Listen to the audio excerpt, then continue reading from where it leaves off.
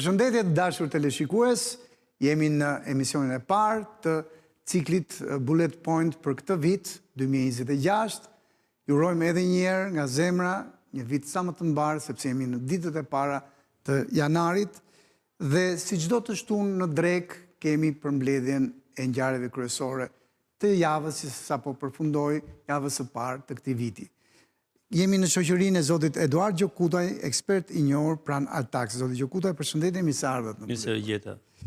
Së bashku me zotin Gjokutaj kemi përzgjedhur 5 tema: paga minimale e rritur me 1/4 e saj, tema e parë, a kemi dobi; rritja e pagave në shtet, tema e dytë, 6 deri në 9% për 147.000 punonjës të administratës sonë publike, a na ndihmon, sa ndihmon; tema e tretë, viti ekonomik 2026, si parashikohet ky vit që sapo ka hyrë, por edhe viti bankar, shumë i rëndësishëm, financat tona, raportet që kemi, që gjithnjë më shumë po intensifikohen me bankat tregtare, dhe e fundit, por jo për nga rëndësia, ekonomia jonë, raportet e saj me tregun e përbashkët evropian, por edhe me konkurencën dhe çfarë japim dhe marrim me vendet e rajonit.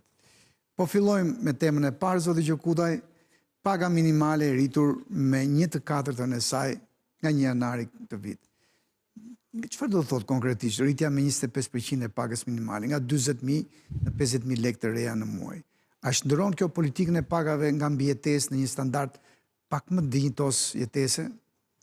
Po, të themi që kjo rritje paga siguron një lehtësim, por i kufizuar për arsye se shtrihet kryesisht e familjet me të ardhura të ulta, dhe nga ana tjetër e përmirëson deri diku standardin e jetesës, por më së shumti ky është një përmirësim i një qasje simbolike, sesa një përmirësim transformues apo një përmirësim që afrohet deri te asaj që mund të quhet jetese të denjë. Pra, do të mbuloj një pjesë të mirë të shpenzimeve bazike, ato të cilat deri më sot ndoshta i siguroni me vështirësi apo me forma të huazimit, por nuk do të zgjidh dot ato që quhen si probleme strukturore në aspektin e të ardhurave që mbulojnë gjithë gamën e shpenzimeve. Pra, kjo duke ardhur në këtë fazë mbetet larg asaj kostos reale që qytetarët, sidomos kjo po ta shtrim në gjithë territorin e vendit, në zonat e qyteteve të mëdha, sidomos kryeqyteti, natyrisht që ka një efekt më të vogël për shkak të çmimeve më të rritura dhe shtrihet si në formë valësh në vendet e tjera periferike të Shqipërisë ose përreth kryeqytetit, të cilat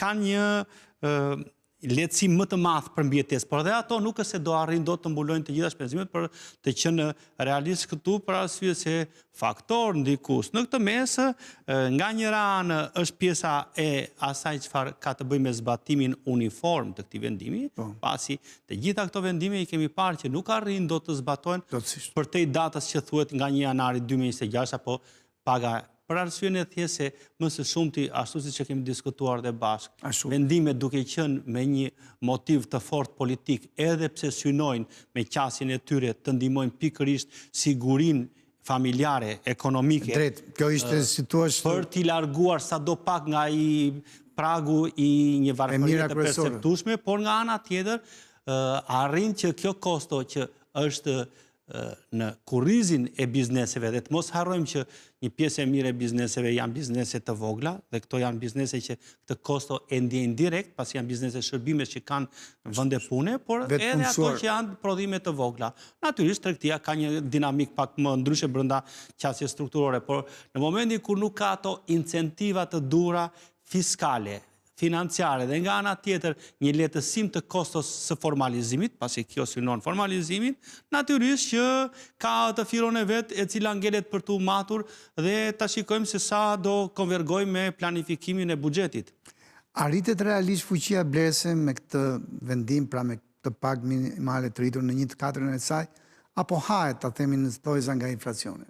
Po të themi që realisht konsumohet, hahet, pra siç e keni përmendur juve, për arsye se nëse kemi një rritje 25%, çmimet bazë të shpenzimit të shportës familjare, jo vetëm pensionisë, por të gjithë familjeve me të ardhura të ulta, kanë një rritje të çmimeve nga informaliteti dhe kostos nga informaliteti 10 deri në 15%, e cila nuk është ajo statistika zyrtare që na jepet, për arsye se janë këto artikujt e veçantë, të cilët edhe pse ndikojnë në inflacion, por ndikojnë më shumë në koston dhe në xhepin e familjeve. Dhe natyrisht, kjo e bjerë atë pjesën e politikës që cilët synon që të arri. Dhe në qoftë se e krahasojmë këtë me fuqinë blerësi që ka pasur e njëjta sasi leku 10 vite më përpara, natyrisht që kjo rritje kuptohet që e mbart kusuret në vetvete dhe ka një qasje të themi lehtësimi modest, por në vetvete është e tillë që fitimi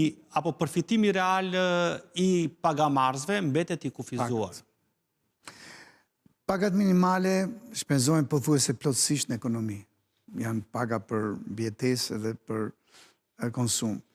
A do e shtoj rritja e tyre kërkesën për mallra dhe shërbime, si dhe xhiron e bizneset e vogla në gjykimin tuaj? Po them që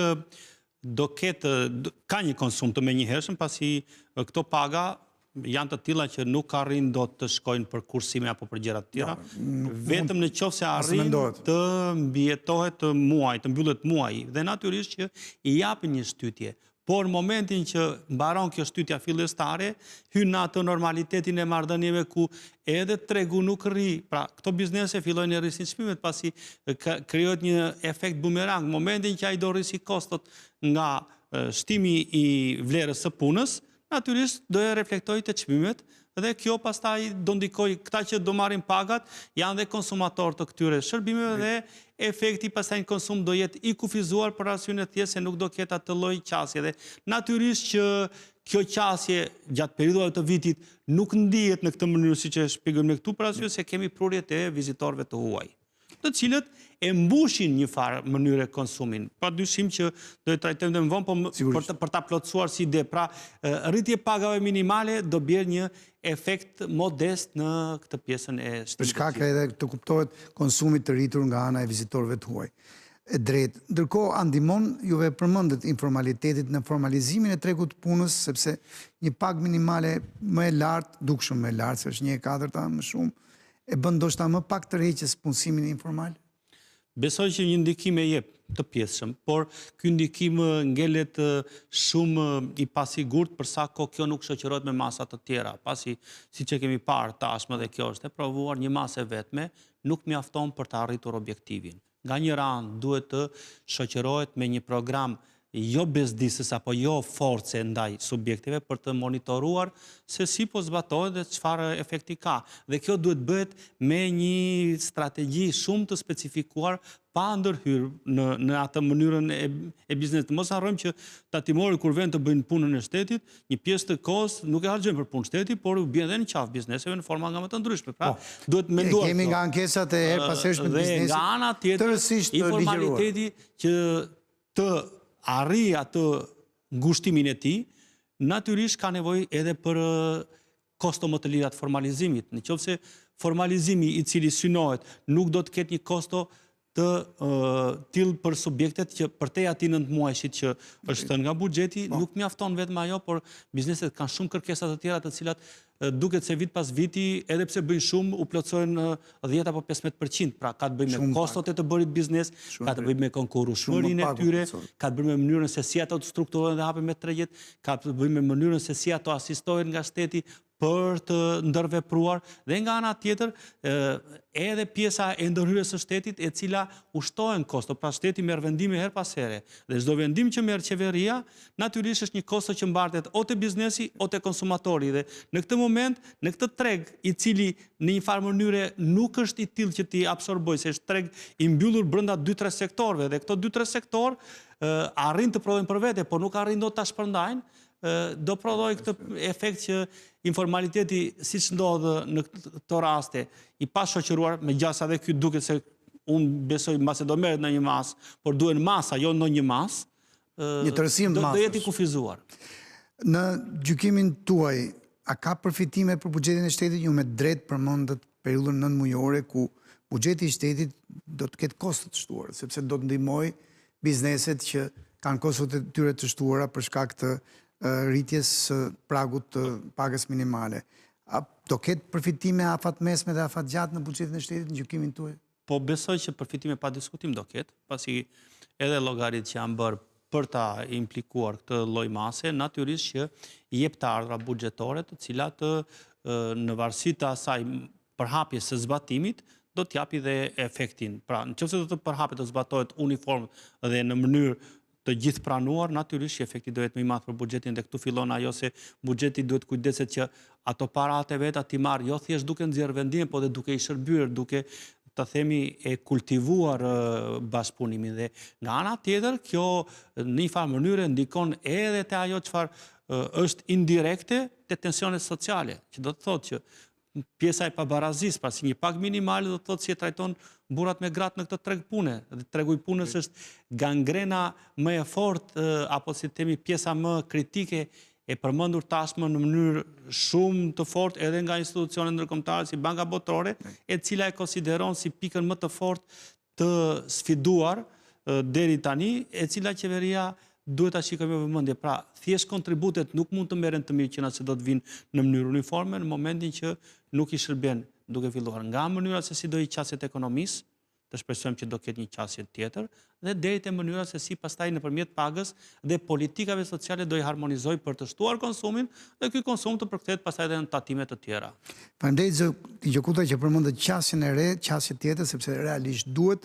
Ju përmendët edhe tensionin social, kjo është pak a shumë edhe tema, pyetja e temës së parë, pyetja e fundit, çfarë fiton shoqëria jonë nga ky këndvështrim social, në rast se fiton, gjithnjë, sepse të thuash që e rrita pagën minimale me 1/4 e vet, nuk mund të thuash që në të njëjtën kohë pagat e larta dhe ajo mosbarazia që ju e thatë me drejt, tensioni social është njëkohësisht paga më e lartë e rritur dhe ajo me 25%, nuk ndodh.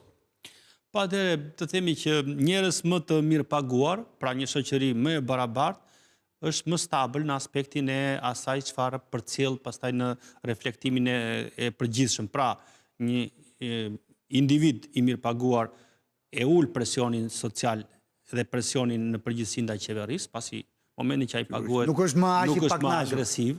Nga ana tjetër, kjo kalon në ndërveprim midis palëve, duke i bërë pak më të kënaqur, pasi kjo nuk është se zgjidh, e tham efektin e saj. Është rritje ndeshme, por nuk zgjidh. Por zgjidh një pjesë të vogël dhe duhet të shoqërohet me ato masa të tjera që do të shoqërohet, por i afron më pranë, pra si është ajo pabarazia midis pagave të mesme dhe pagave të ulta. Duke rritur pagën, natyrisht që bën presion edhe për paga më të larta, dhe një shoqëri e tillë që harmonizon të ardhurat mes një vetit, jep një kontribut më të madh në aspektin fiskal, por jep një kontribut edhe në tensionin social e barazisë, themi, ndjesisë të qenurit pjesë e këtij shteti. Me lejen tuaj, se besoj se e zauruam si temë, e kemi menduar si krye temë, sepse vërtet ka shumë, si thua, ndikime qoftë sociale, por edhe për ekonominë tonë. Po kalojmë këtë tema e dytë, zoti Gjokuta, rritja e pagave, i lutem regjisë, faleminderit, në shtet, në nivele 6 deri 9%, sa ndihmon. Kemi patur, ju e dini shumë mirë, rritjet forta të pagave në administratën tonë publike, sidomos në vitet 2022, 2023 dhe 2024. Kjo rritje, që nuk është aq e fortë, po prap rritje është, a e kompenson kostën e rritur të jetesës? Që përmendet shumë e të drejtë që kjo është në vazhdën e rritjeve. Nëse e marrim këtë thjesht si rritje, kjo kuptohet që është një rritje modeste. Por nëse e kuptojmë si diçka që ku vete dhe për çfarë shërben, i shërben për mirësimit të moralit të punonjësve. Në një farë mënyrë, pasi kemi të bëjmë me një kategori të madhe punonjësish që i përket asaj kategorisë së mesme të të ardhrave. Dhe kjo është ajo kategori që jep në një farë mënyrë edhe atë konceptin e standardit të jetesës. Pra, duke rritur pagat në shtet, përveç se përmirëson atë çfarë është brenda segmentit të madh të shtetit, pra brenda perimetrit të shtetit, natyrisht që jep dhe një efekt zinxhir në aspektin e standardit të jetesës, por nga ana tjetër, në aspektin e atyre çfarë kanë probleme pjesa e sektorit privat, janë në të njëjtën varg, pavarësisht se seksionet të ndryshme, ndërsa këta janë te pjesa e përparme e kësaj anijes së ekonomisë, dhe sektori privat fatkeqësisht është në pjesën e mbrapme. Në fakt, është anomali. Anijet të themi në mënyrë metaforike e sekunda. Po e drejt, duket se anije kthyer përmbys. Duhet jenë të bashkë. Nëse në këtë mes edhe këto që kanë paga të ulta brenda sektorit publik e përmirësojnë deri diku atë jetesën, por nuk u zgjidh atë çfarë ato kanë dhe nga ana tjetër nuk ndikon në përgjithësi në atë çfarë kërkohet nga publiku. Vërtet po ju paguajmë, biles po ju paguajmë më mirë se sa paguhet të marrim ne në privat, por çfarë po na jepni në këmbim? Kjo është pyetja që sfida kryesore. Do thosha që ka të bëjë me cilësinë e administratës. Në gjykimin tuaj, a e ndihmon luftën kundër korrupsionit të vogël në administratën tonë publike? Kjo rritje? Po, do thosha që nuk e garanton, për arsye e thjesht se ulja e korrupsionit në vetvete nuk është thjesht punë pagash. Është e lidhur me pjesën e reformave institucionale, të cilat fatkeqësisht nuk janë aty. Ende nuk janë ashtu. Por dhe me kontrolin të forta. Pra, shteti, ne kemi vënë në shumë episode të ndryshme të vitit 2025, ndoshta edhe më përpara, që shtetit i mungon kontrolli vetvetes. Dhe mungesa nga një ranë e reformat të tilla, çdo të reformë që fillon evidenton administratën dhe e pozicionon aty ku duhet sipas kualifikimit. Nga ana tjetër, kontrolli i brendshëm ndihmon pikërisht për të disiplinuar administratën dhe për ta bërë të përgjegjshme. Përtej asaj se ajo administratë mund të jetë edhe e politizuar, siç e kemi përmendur, por një administratë e cila nuk i ndjen këtë lloj presioni, qoftë strukturor, pra brenda vetes që të zhvillohet, të reformojë, të performojë, pastaj, edhe nga ana tjetër nuk ndjen dhe frikë, kontrollisht dhe frikë, është ndihmë dhe frika ruan vreshat të popullit. Në këtë mënyrë ne shikojmë të në atë pjesën se sa pjesërisht ne i marrin këto shërbime dhe shikojmë te cilësia e administratës, që ka një efekt modest gjithë kjo rritje pagash dhe ka nxitur motivime të lehta, ndoshta pjesore, por nuk ka bërë atë çfarë pritet në këmbim. Për arsye e thjeshtë se vetëm një rritje, pra një mas në asnjë lloj opsioni nuk e jep dot zgjidhjen. Pra mund të ketë plotësuar mungesa të caktuara se një rritje pagash jo shtërinj, jo ata që janë të jashtëm, pra ka reduktuar se shteti ka një problem të madh, ka mungesa stafi, po thoj se çdo institucion. Edhe mungesat ndoshta mund të ketë plotësuar deri diku. Me qindra në mos por në fakt ky nuk është problemi që i përket publikut. Publiku thotë të paguajë nga taksat për të marrë një cilësi. Cilësia e cila shpesh herë përfshihet brenda digitalizimit, i cili në vetvete duhet ta kishte përmirësuar akoma më tej, jo të na kishte lënë atë moment pa kënaqësie, natyrisht që na çon në këtë pjesë që ndikimi është modest dhe i pamjaftueshëm. Kjo rritje do ta shtojë konsumin e familjeve të punojësve publik? Po natyrisht si sektori privat dhe kjo do të rrisë kërkesën për malla e shërbime, pasi ky segment i administratës i ndarë në paga relativisht ulta, por janë mbi shumica janë mbi pagën minimale. Pagat e mesme janë nivele mbi mesatare nivele, pra mbi atë 830 euro, e nxisin për malla shërbime, por ky kontingjent ka një problem tjetër, i cili është një kontingjent që kërkon standarde më të larta për sa i përket mënyrës së akomodimit. Pra, këta janë ajo pjesa që janë kredimarrësit për banka, janë ajo pjesa që nuk kanë problemin ndoshta të gjithë atë daljes së llogarisë së muajit, por kanë problemin e ambicjeve, por kanë dhe ambicjen për të arsimuar, për të pasur një jetë më dinjitoze dhe natyrisht në raport me kërkesat që kanë, pasi secili matet me atë që ka ambicje. Janë më kërkuese, shumë e drejtë. Mund të arrisin konsumin do thosha, por nuk mjafton në mënyrën e tillë që tu plotësoj gjithë ato çfarë ata kanë objektiva. A ndikon sadopak kjo rritje për frenimin e emigracionit, apo e shikoni shumë modeste në mos? Po shiko, emigracioni lidhet më së pari nëse flasim për administratën me karrierën, me meritokracinë.